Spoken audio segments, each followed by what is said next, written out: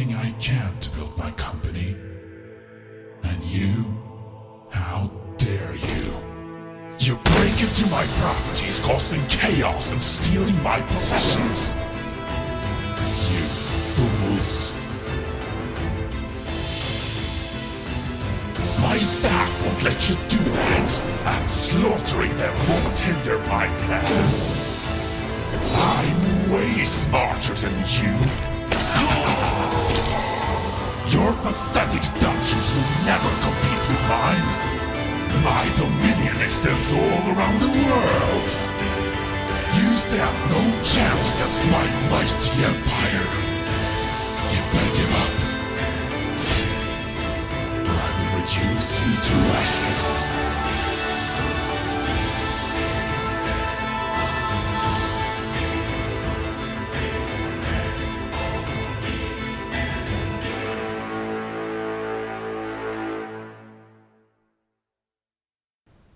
What's up guys, welcome to twitch.tv/opinoobsonline. We are here today on Sunday, I believe September 11. Yes, Sunday, September 11, quite a date in American history, for lack of better news. But today we're going to talk about video gaming, as we always do, PC gaming on Twitch. We are surrounded by our co-host Shane Games. What's up Shane, how you doing? Doing good, man. How about you? Good, glad to have you here today to talk to some French developers. But before we get to him, I'm also accompanied by Christophe Parker, who got to do the review for the game and decided to join us on Twitch to get a chance to talk to the developers behind it. What's up, Christophe? How is life going for you? Life is going very well. Thanks for asking. Glad. Well, I'm glad we're all here to introduce Bastien Locoge, and I'm pretty sure I'm pronouncing this correctly. Bastien Locoge is from the east side of France, from Alsace-Lorraine, a beautiful region if you've never been. And he's here to talk about his newest release, a game that's been in early access for quite a while now. I actually don't think that long, but a couple months maybe. Well, we have Bastien here to tell us that. What's up, Bastien? Thanks for joining us. Hi, thanks for introducing me. Yeah, early access has been for 4 months. So you guys went into 4 months of early access for an RPG, an indie RPG that called Dungeon Rushers. Let's talk, before we get to talk a little bit about the game, we'd like to get some sort of a background on where you're coming from, what got you into game development in the first place, basically some introductions. Yeah, I have a pretty uncommon study background because I've started with musicology. So because I wanted to work as a sound engineer in video games, like sound designer and stuff. And I have been forced to stop my studies because of money problems. And then I started to work just to make money. And after this, I just wanted to take my studies back. Into development, pure development for video games, and I found the studio Goblinz studio, and they gave me my chance. So not just sound, you actually went into game development. You're taking care of many aspects of the games, I'm assuming. Mainly I'm doing game design, and I'm also here to do some UI, some translation, some level design. I made a lot of sounds of the game too. Oh, nice! Like the music is great. Yeah, not the music, but sounds. Yeah, music has been made by a composer. All right, so this is your first game. Is it the studio's first game? Yes, also, yeah. So you guys are basically a team of entrepreneurs getting into RPG. Yeah, that's right. So how many people on the team? We are 3 mainly on the game. So the lead programmer, me as game designer, and the lead artist. And you guys operate together in one centralized location, or are you working remotely? We're working at home. Nice. As Chris would say on the last show, pants optional. Game development with pens optional. I love that. Dungeon Rushers is like I said just a couple seconds ago. Dungeon Rushers is an RPG. What made you guys want to tackle the RPG?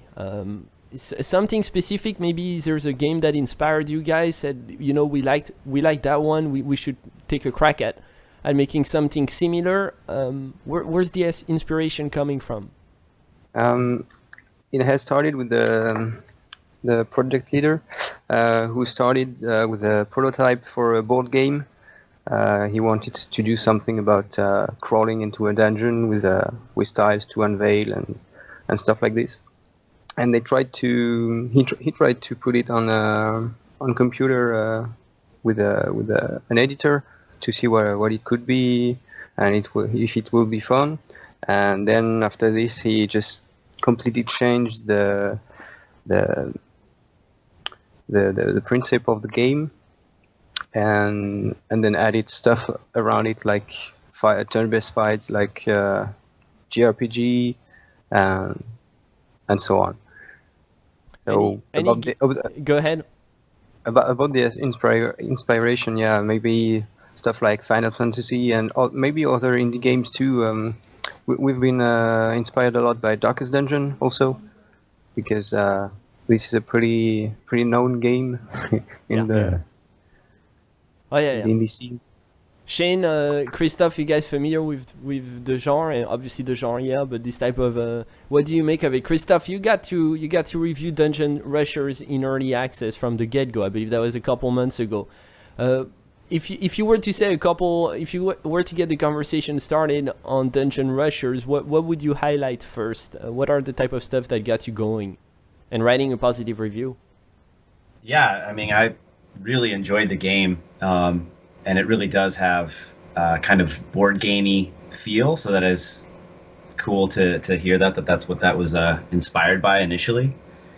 I did notice quite a few changes, at least in the gameplay from early access. 'Cause I think I reviewed it initially in May or June, maybe late May, early June. Yeah, a couple months ago, yeah.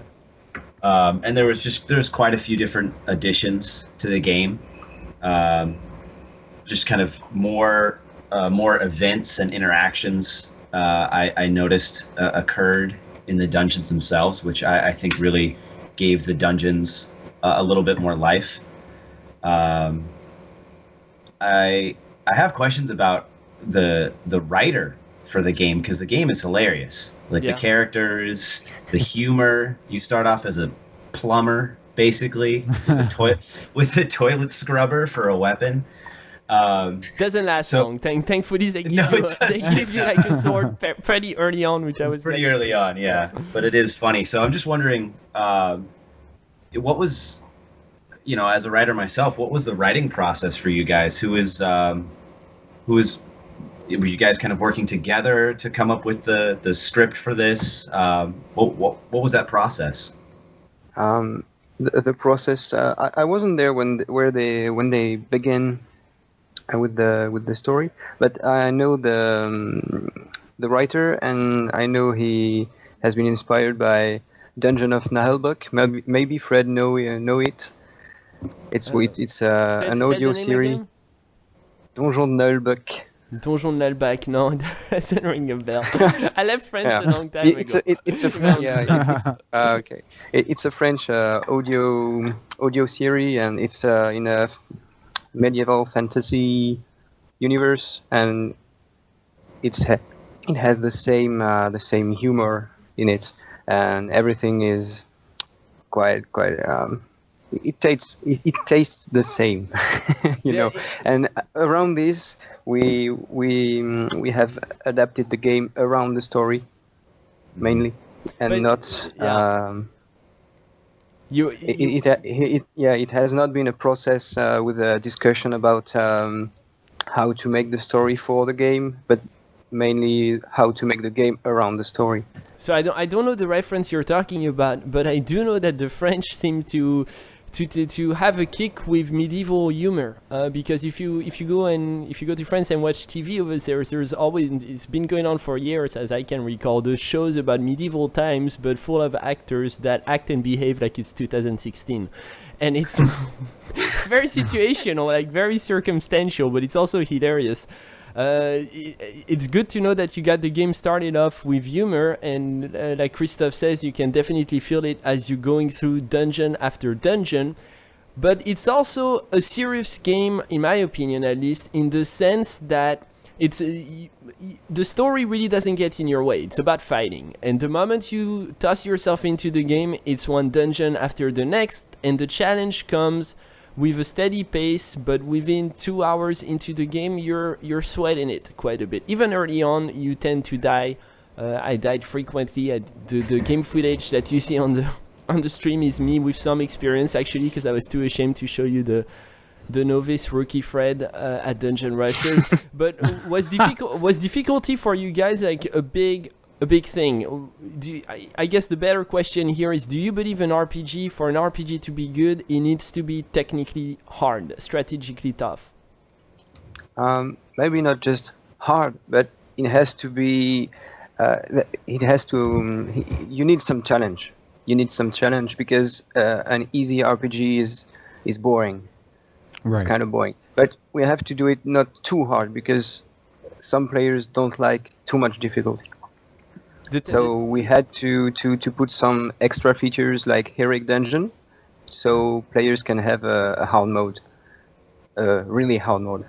Yeah. You actually have quite some ambitious features, if I may say so, considering it's your first indie title. You've picked up a lot of stuff, and I may be wrong here, but I think, Christophe, you agree, off of Blizzard games. For example, the talent tree reminds me of Vanilla WoW, you know, like the good trees. yeah.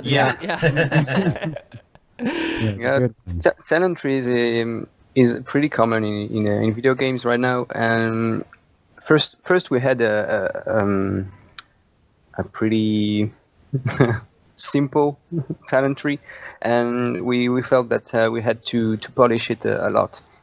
And so we've been coming with a new talent tree, like in June, if I can remember well, with more personalization and customization for your character, because it was it was not enough. So who is your favorite character in this game? Yeah. Gameplay wise, I will say the mummy. But you can't see it right now because it's in the last part of the game. And about the personality, I will say Pod the Bard. Nice. Also very Nice. French. So what's some of the hardest things you had to do on this game? It sounds like you guys got a team. You divide up some of the workload. What's like the most challenging thing you've done? For me, everything has been challenging because I had never worked in video games before. The main thing is to adapt to the working team and to the project itself. Mm-hmm. And after this, the hardest thing has been maybe debug, bug fixing. Yeah. Well, I always ask the question because, you know, developers, they play their game so much. I'm wondering, like, can you play this game and still have fun, or you're constantly looking at it going, oh man, I got to fix this right here? I'm like, I have to go fix it right here because when I play the game, I see there is a problem. But I'd really want to play the game when we'll be done with bug fixing and stuff, because for the moment we've only made some testing, like playing the beginning again and again and again and again. And so I want to see how is the experience when you play just for yourself. And as far as getting the game improved, how is the early access experience for you folks? Oh, it was really, really good because we had the opportunity to have the community giving us a lot of feedback and a lot of suggestions about what is working, what is not working. and it helped us a lot to improve the game before launch. Yeah, definitely. Okay, did you also manage, because early access can be a great connector between the developers and the gamers, did you guys manage to get people to come, because you have a dungeon maker in the game that then you introduce us very early on in the game to the dungeon maker. It's pretty much part of the learning curve. And then you offer directly, hey, make your dungeon and post it online so that other people can play it. This type of stuff can be, they can be great when the community is engaged, and they can also be a negative to developers in the indie scene, because a lot of the time developers will come back and say, well, everything is ready, up and running, but it's not being used because we don't have enough of a community behind us. And that happens quite frequently. Have you guys encountered those hurdles at all?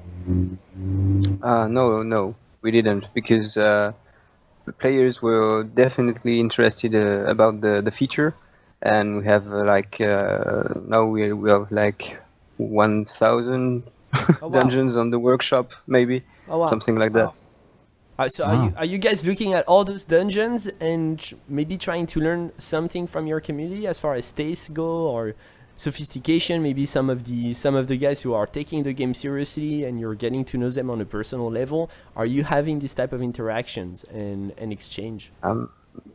Mainly we can see that players really want to do their little story and take it very seriously, like Nice. putting some art made on Photoshop to promote their dungeon and stuff like this. And it's really cool to see. Yeah. That's awesome. And the players are also playing the games that the gaming community is uploading on the server. Yeah, of course. Yeah. So that's great. The second thing, you also, as far as I wanted to get back a little bit to the talent tree, because there's a lot of balancing that must go into this, and it's always an interesting conversation with developers, the technical act of balancing characters, making sure that, would you say today that every talent tree is somewhat equal in strengths and weaknesses? We have tried to do so, but maybe Pod is a little bit overpowered with his second skill, which is armor buff, which can gain some cleansing effect and healing effects. And if you put all your talent points in it, it's just like a making coffee skill. Yeah, that's what I was actually trying to figure out. It's what's OP, what works. Yeah. Maybe we will have to nerf it a bit in the future and see how we can handle it, because players really like to use this character, and we don't want them to feel sad that we nerf it or whatever. But you're definitely relying on the holy trinity here between DPS, heals, and tanking. My one question. Yeah, go ahead. Yeah, maybe not so much, because at the beginning we didn't have any heal at all, Right. and we just implemented heals just like 2 or 3 months ago, because potions were not enough. Yeah. And difficulty was really hard to handle for some players. Yeah. So we added some Thank you. assisting heals. Yeah, thank you. And the question, my question is on tanking, because I may not have enough hours into the game to speak intelligently about it. But are you guys currently satisfied with your tanking mechanics? As far as drawing the attention, I couldn't seem to get my big guy to draw attention to the mobs early on. Does that come later into the game? No, we made just the choice to not to implement some taunting mechanics, because it was leading to some problems about the monsters and the line of sights. Yes. If you put a tanker in the back line and he taunts a melee monster, he cannot attack because of the front line, and it would cause some bugs. So we decided not to introduce such mechanics. So now that the game is fully released, are you guys going into further developments, or is it just bug fixing and you move on to the next title? We will make some adjustments, and we will also try to add some features mainly for the dungeon creation and the online features. Because at the beginning we wanted to make some friend matches mode, and for the moment there is only defy your friends, challenge him, and do my dungeon, and that's all. So maybe we will add some stuff in about this, about the features themselves and content. Maybe there won't be so much. The lifespan of the game, how long does it take to complete? For the main story, it's about 20 to 30 hours, depending wow. on how you play. That's Because a lot. It is. there are 69 dungeons, I think, in the campaign, and every single dungeon has the heroic mode, so you can do it again to farm a bit or No. whatever. Now, And next to go ahead. this, you have the dungeon creation part. Well, what I was going to ask is, you were talking about character. People like to use pod. My question is, what are you noticing as far as characters not using? Like, is there a certain character people are just not going to at all? Not for the moment, because we didn't have a lot of feedback about this. But from what we've seen, team making is really balanced. Some players really like this character and want him in the party, and there is no character left on the side for the moment. From Oh, nice. how far we've been, but we don't have much information from now, because it's been only less than 1 week Yeah. from the Right. from the release. So Have we you will guys, make a thread on the forums to ask players. have you guys done any marketing effort, outreach, promotion for the game outside of just relying on Steam? Yeah, a lot. Yeah, we've also make the Gamescom Yes. to have some press Yeah. contacts and some publishers or some advices from other was- company or other indie devs. How was that? The XCOM experience, was it your first time? Yeah, it was my first time, and we were in the business area. Nice. It was nice, but really tiring. Yeah. Yeah. I bet. Yeah, but it's always. I'm guessing it's always kind of cool when you worked on a game, maybe you for a year, but others on the team for 2 to 3 years, to kind of go to an event like this and promote, get initial feedback and reactions. Sure, it's exhausting, but it must also be quite satisfying, no? And Yeah. motivational. Also, I'm hoping. Yeah, really satisfying. Yeah. And is there a lot of interaction between indie developers like you at Gamescom that kind of come together and network? What's or is it very much you guys are in your booth and you're just kind of a one-way street? No, the indie community is really it's like a brotherhood. Yeah. I would say. Yeah. And everyone is like, oh, I'm giving you advice for your game because we've made this and it didn't work, and we want your game to Succeed. to succeed at launch. And it's really interesting. The ambience is awesome, because indie devs are always Ready for the next challenge. ready for advices and ready to share thoughts and comments about your game, even if it's criticizing the game because something to their eyes is not as good as they would have done. It's really entertaining. Yeah. And you mentioned the possibility of finding a publisher. Is this something you guys are looking into? We have we really want to put the game on mobile. We want to adapt it to mobile because we know that some players would love to play on their phones or tablets when they Right. are not home or whatever.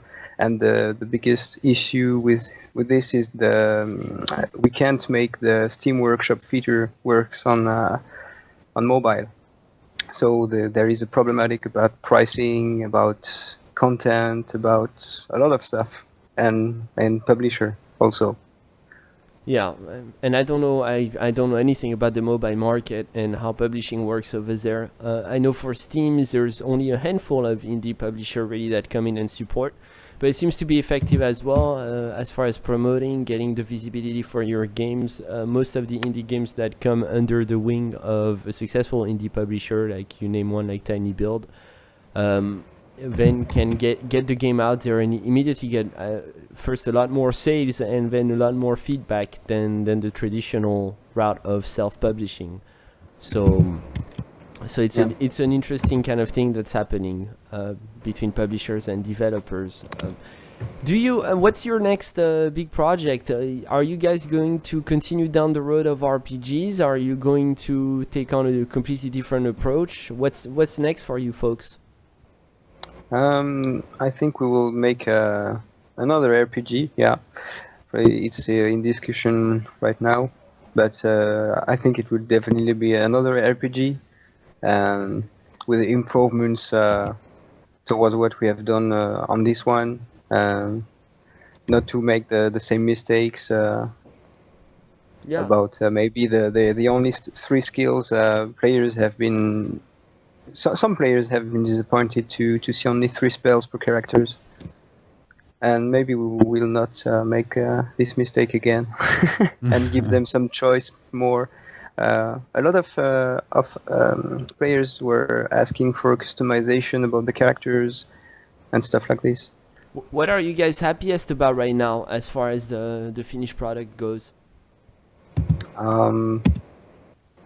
The support of players and the community. Even if we have some really negative reviews of whiny players, we have a lot of good feedback and support from players liking the game. Technically, And this is the more satisfying. Technically, correct me if I'm wrong, but it looks like you've built a platform on which you could build because you have a good build. It is a little. I'd actually would agree with some of the Steam folks who criticize the lack of skills, because it's always fun in an RPG when you can juggle skills. Christophe also made a quick negative comment on the review, and I think that was one of your only ones, Christophe, because you gave the game a 9 out of 10. But that the fact that and I agree with that, when I when I buy or I craft a badass helmet, I want to wear a badass helmet. Cosmetics, cosmetics are key. And that's definitely something that could be strengthened, but overall you've got a good build. And I don't know that it needs a new game. I feel like I almost want to tell you guys to keep building this and add features and modes because it's fun, and that's not often easy to say, easy to put together, and a basic mechanics that feels fun, that feels right. Yeah, thank you. Yeah, we'll take note of that. just a friendly suggestion. Yeah. Christophe, maybe we'll do it in another universe, because medieval fantasy is only a certain kind of players are interested in medieval fantasy, and others maybe want some science fiction or robots, and stuff. Maybe we will do an RPG in that kind of universe. We don't know yet. The last segment I wanna approach before we let you go is very much about actually the culturalization process. You started off by saying we were inspired by humor, by comedy, and that's very much been the driving thread of the game, both from a story standpoint and even in the ambience, the atmosphere. That's profoundly French, and something I can relate to. How did you guys release the game in French as well, or did you go straight into English? No, the game has been released in French too. Yeah, but we started developing it in French, and then we made some translation and localization for other languages, and we had some professional translators who made the translation of the story, because it's really difficult when you are not living in the country of the culture, about the culture and jokes and So, are you guys satisfied with how the humor translated into other languages? yeah, for languages we can read and understand, yeah.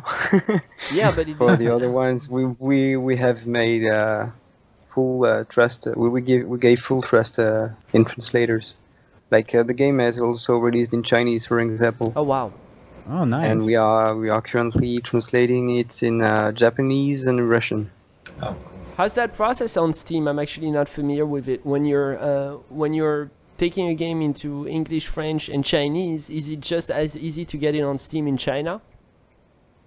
Now, yes, because Steam has become Yeah, since last more year. used in China. But before, I think it should have been really hard. Yeah, and I believe Steam entered the Chinese market just last year, just about a year ago. So it's opening new doors to developers. Is there when you guys released in early access, did you also release in several languages or just one? It was only in French and English. Okay, so the community that you managed to have interactions with wasn't in China, which is good for your health. Stay sane. Yeah, yeah. This guy does not look happy, but I'm not sure what's up. That's awesome. Well, Bastien, would love to get a couple closing comments on the game. Tell us what we want to hear, what you want to sell. Anything that you'd like to add on Dungeon Rushers before we close the interview. Yeah, just a few words because I said that we were three working on it. Actually, there is a lot of people aside of us three for translation, story, music, sounds, and everything, and so they are also important in the process. About the game, I would say if you really like crawling in dungeons and make your friend die in it, you can definitely buy this game to build your own dungeon, make it the hardest possible, and just share it on the Steam Workshop and invite your friends to die in. That's awesome. Shane, anything you want to add? Yeah, I just wanted to ask.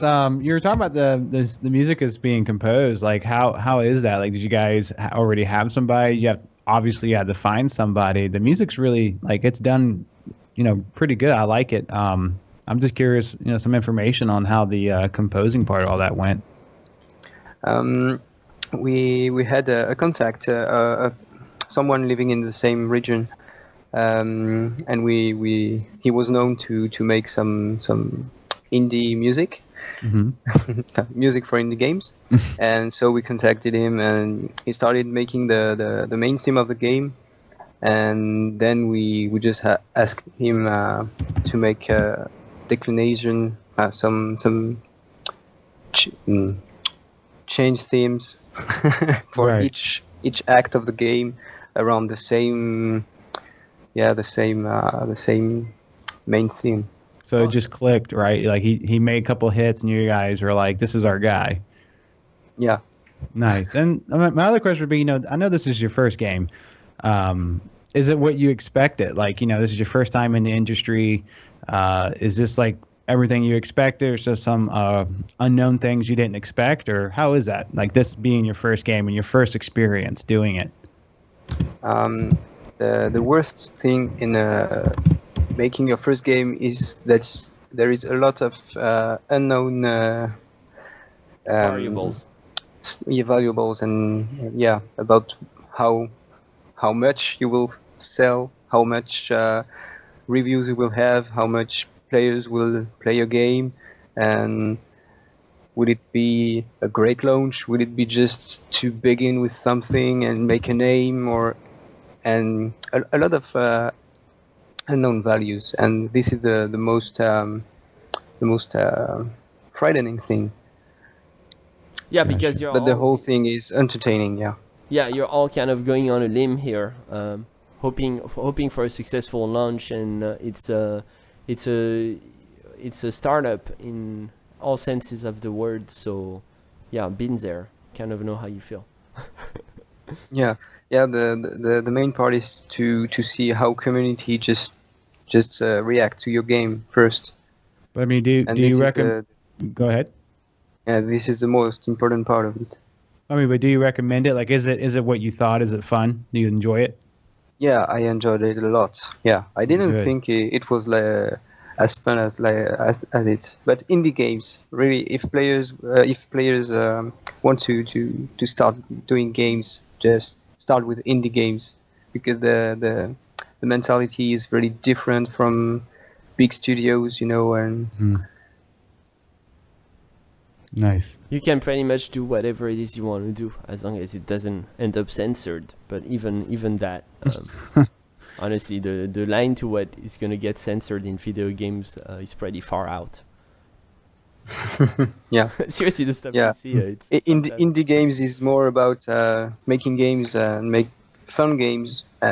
When you are in big studios, it's more to make games to make money. Right. And this is the big thing that make So you big got freedom. games and indie games really different. Right. But then you also have in the indie scene that potential for a big hit. What? Okay. You often have also on the. I mean, I'm sure that's a driving factor. You have the possibility of getting a big hit, and sometimes on your first title too. That's got to be a motivational factor for all of you folks. Yeah, but when you make a big hit, it's mainly because you are highly talented. I will say, or you spotted the game you had to make because there was no other game like this. Right. The biggest part in indie market is that a lot of games of similar games are just releasing everywhere, like arena Yeah. games, RPG games also. It's really hard to platform games. A lot of platform games. Oh yeah. And Yeah, the hardest part of it is to just be an outsider and doing the game which will never be developed by other indie game studios. So you're Right. basically saying that the successful indie often aren't indie at heart. They're innovators first and foremost. Yeah, innovators, but you can be indie and innovator. Yeah, I hope so. Yeah. Definitely hope so. Well, Bastien, it's been great to have you on this show. We thank you for taking the time to do a dev talk with us. We're opinoobs.com. You'll find us online on opinoobs.com. We do game reviews, op-eds, interviews, esports competition, and we're actually just getting into indie publishing. That's why I was picking Bastien's brain on a couple questions, because we have plenty. We want to thank you guys for tuning in. We do game giveaways on Twitch. We host a dev talk about every Sunday. Tonight, we have an exciting podcast between the OPN folks on the Legion expansion of World of Warcraft. I'll be there, Shane will be there, Christophe will be there actually.